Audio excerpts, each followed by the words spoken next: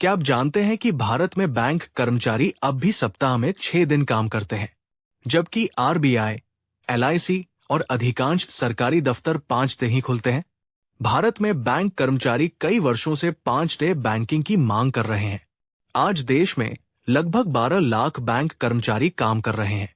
इन्हीं के माध्यम से देश की आर्थिक गतिविधियों का एक बड़ा हिस्सा संचालित होता है।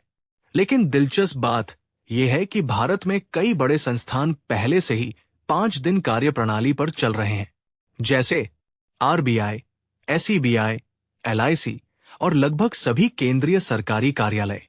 फिर सवाल उठता है कि बैंक कर्मचारी अभी भी सप्ताह में 6 दिन क्यों काम कर रहे हैं?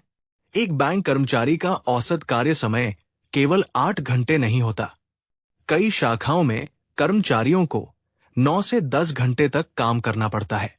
इसके साथ ही टारगेट का दबाव, ऑडिट का दबाव, डिजिटल सेवाओं का विस्तार और लगातार बढ़ती ग्राहक संख्या, यही कारण है कि बैंक यूनियन लंबे समय से 5 डे बैंकिंग की मांग कर रही है।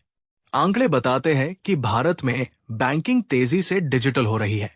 आज यूपीआई ट्रांजैक्शन हर महीने लगभग 15 से 18 अरब तक पहुंच चुके हैं और देश के लगभग 80% छोटे लेन देन अब डिजिटल माध्यम से हो रहे हैं। इसका मतलब है कि बहुत सी बैंकिंग सेवाएं अब 24 घंटे ऑनलाइन उपलब्ध है। ऐसे में विशेषज्ञ मानते हैं कि यदि भारत में 5 डे बैंकिंग लागू होती है तो इसके कई फायदे होंगे। पहला, कर्मचारियों का वर्क लाइफ बैलेंस बेहतर होगा। दूसरा, उत्पादकता और कार्य गुणवत्ता बढ़ेगी।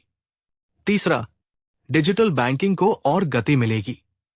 लेकिन सवाल अभी भी बना हुआ है, क्या भारत की बैंकिंग व्यवस्था भी दुनिया के कई देशों की तरह 5 डे बैंकिंग मॉडल अपनाने के लिए तैयार है, या फिर बैंक कर्मचारी अभी भी 6 दिन की उसी पुरानी व्यवस्था में काम करते रहेंगे?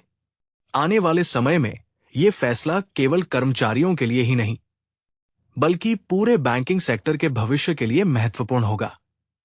ये वीडियो बैंकर्स द्वारा मांग की जा रही 5 डे बैंकिंग की व्यावहारिकता के प्रति जागरूकता फैलाने का एक छोटा सा प्रयास है। यदि आप भी बैंकर से कनेक्ट करते हैं तो कृपया 5 डेज बैंकिंग के मांग की चर्चा करें। धन्यवाद।